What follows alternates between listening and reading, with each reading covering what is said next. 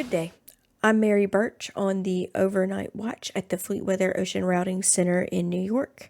It's about 7 GMT time on December the 5th, 2022, and today I'll be giving a brief weather overview of the North Atlantic weather basin. So first, taking a quick look at the satellite imagery to analyze the current conditions over the North Atlantic. We do have this broad area of high pressure east of Greenland, which is creating a blocking pattern, pushing the active gale storm track further to the south across the North Atlantic. And you can see that we do have a complex low pressure system over the eastern North Atlantic, as well as a weak low pressure over the central portions of the North Atlantic. And then our main concern, which is going to be the focus of this video, is we do have a cutoff low in the south central portions of the North Atlantic that is expected to strengthen over the next couple of days. So it's something that we will be closely monitoring at the Fleetweather Ocean Routing Center. So now I want to take a quick look at the confidence that we have in the system by comparing the two global deterministic models, the ECMWF and then the GFS. As you can see, both systems do show a area of low pressure in the south central North Atlantic. So there is a little bit of uncertainty in the actual strength of those systems, as you can see already by 12Z, and the position, as you can see by 12Z. The GFS has the system further to the west compared to the ECMWF, and also stronger at that time.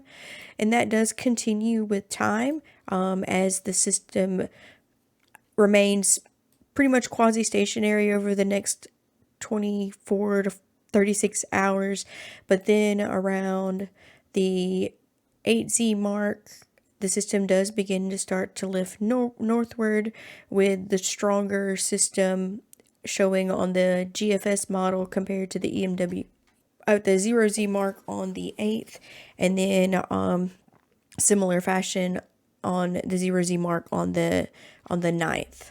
So another good thing to look at whenever we're trying to determine the certainty of the model of the placement of the system, as well as the strength, is to look at the ensemble that is done within the deterministic model. And just by looking at this, this is highlighting it's the mean level soil pressure of the deterministic model with the individual model run lows overlaid over on top of that. And as you can see, as we push through time, the spread does continue to increase, especially by the 12Z on the 8th, and then continues to increase with becoming greater uncertainty by the 10th at 0Z. So there is still a lot of uncertainty with the actual position, but we do have high confidence that there will be a strong system in the moving northward in the North Atlantic that over the next couple of days as it does develop. So now, using the December 5th 0Z model run for the GFS, I want to take a quick look at the expected conditions over the North Atlantic associated with the cutoff low pressure system that is expected to develop. As you can see at 0Z, we already have a area of 4 to 5 meter seas associated with the system, as there's tight pressure gradients between that and the ridging to its north. As we do move forward in time, as the system begins to develop, we do begin to see a larger, stronger area of seas and near gale to gale conditions across the Sargasso Sea region of the North Atlantic. And then by the 7th and the 8th, it does continue to deepen. And then by the 8th at 0Z, we do have a even broader area of heavier conditions across the North Atlantic. And then as the system begins to move to the north and east by the 9th through the 10th, that large area of 7 to 8 meter seas, some locally 11 to 12 near the center, with the storm force winds near the center.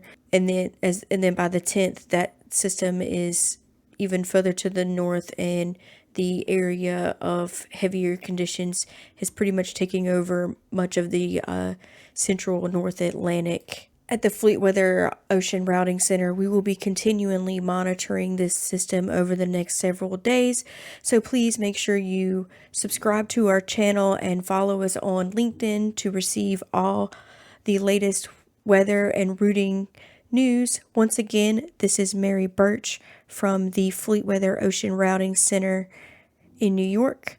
Stay connected and safe.